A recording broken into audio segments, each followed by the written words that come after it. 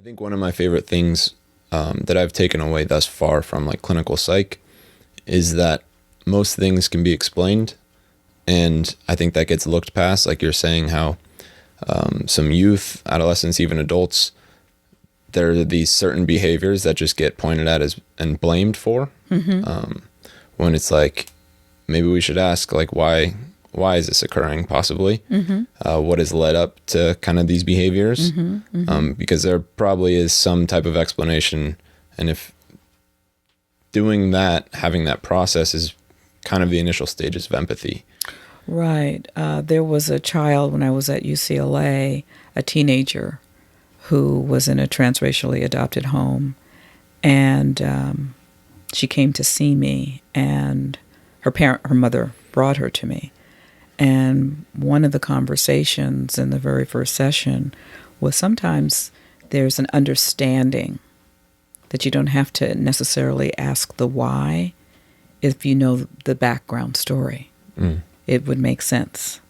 And that's how you build that empathy as well, is that she was having some behavioral issues.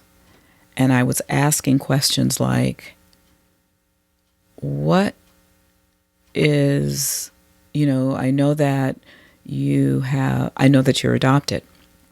So I just started off with that.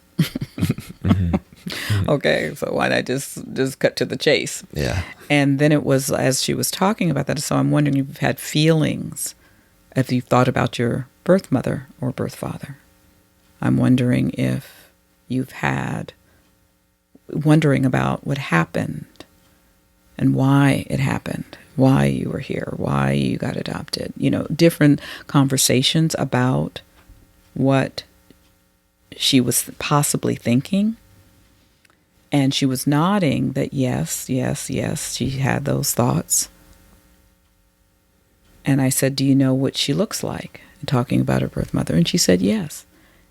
And I said, oh, okay, what do you see? And it was over her bed. I said, so when you look at her, what do you see? She saw herself. Tell me about her. So she told me about her. And then I said, I wonder if you think that that's going to be you.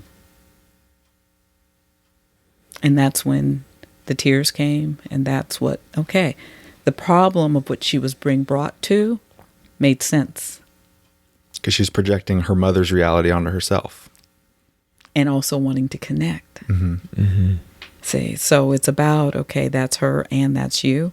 There's some of you there, but there's not all of you. So now, but that's a way of giving you an example of how you build that connection or that empathy by just kind of saying, but see, I was able to say that because I know that that was part of my story too, not her story, but just about the fact that if you're adopted, you're wondering if you're not in reunion, what the parents, what they look like. Do you have any connection to how they look, how they look?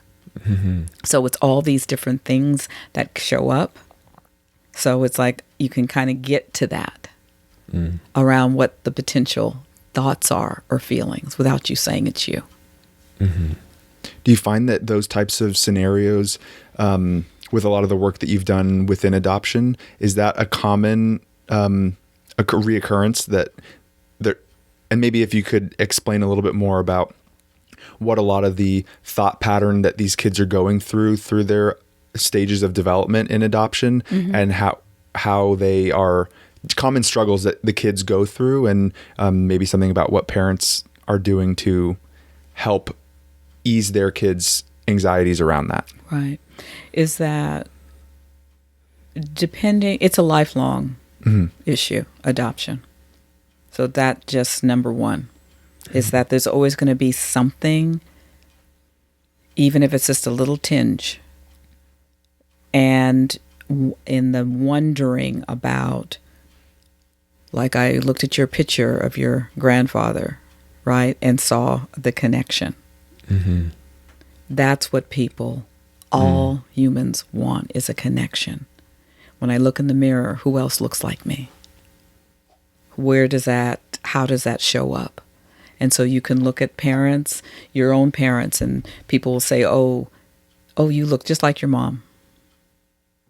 when you know that it's not possible. You look like your dad, but you know that that's not possible. And so it's about the fact that developmentally, it doesn't happen all the time, but at different times, like teenage years. You know, if it's same race, it can go under the radar for a while, even though you don't look like each other. Okay, it doesn't matter. Okay, so you go under the radar, but if it's transracial, it's right in your face all the time. That it's a reminder that I have a parent, I have a mother, I have a father, and I don't know what they look like, and do I have brothers and sisters? So there's a wondering, but there's usually wondering about the mother and the father first. And so it's like you have to always understand that birthdays could be challenging because birthdays remind the child of their birth, and it's not always happy. So what I would do is tell parents, and when I did my parenting strategies, is notice your child. That if your child is kind of withdrawing on those days, unhappy days, because sometimes they feel too guilty for having those happy feelings.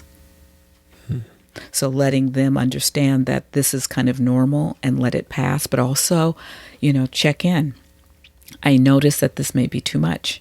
Do you want to just be left alone, or do you want to, talk about it? And then respect that, whatever the answer is. And then if they say that they don't want to talk about it, then let them say, you know what, it's okay, but I see you. And then I'm available. So it's, again, recognizing, validating, and then saying you're going to be available to them.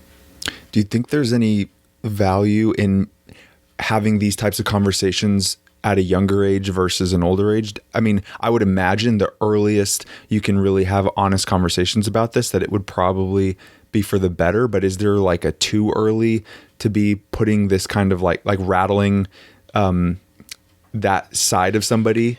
And I'm glad you asked that question, because it's really about developmentally appropriate conversation. And then if a child asks you questions, are you really understanding what they're asking? Don't giving them too much because of what you think that they're asking. Right. So let them say a little bit more. So where's my mom? Or tell me my mom's story. That's usually also kind of loaded. It's like, what's the story? And so there's usually an adoption story. So if you ask an adoptee, what's your adoption story? There's always a story. You always get told a story about who they were. So what's that story? So what's the story that you have in your mind of what you're going to tell your child? And you want to be truthful, but you don't want to be disrespectful. Because that child is looking at what you're saying about that person, because that's also a part of them. So how do you, and they may not be able to be conscious of that, but somewhere that will be in their mind because they are listening to what you're saying. So like you said earlier, they may not have all of the words yet to describe what they're feeling. Like you were saying about the kids when they're separated from their families, they may not be able to articulate what it is they're feeling or what they're looking for. And I think in a lot of cases that's a child problem, right? Is like we're still trying to learn about our surrounding and what we're feeling. And so when a child comes up to a parent in that context, really in any context, when a child's coming up to a parent, listening and really trying to ask more questions like, how can I help you get the answer that you're seeking in this moment is probably really important for all parents to know, to be aware of. I think so. Yeah. I think so. Because I think it is something that is important. And that's when I was doing my parent strategies for prospective adoptive parents. And these parents were adopting from LA County. And many of the children were in multiple placements. And that's another layer.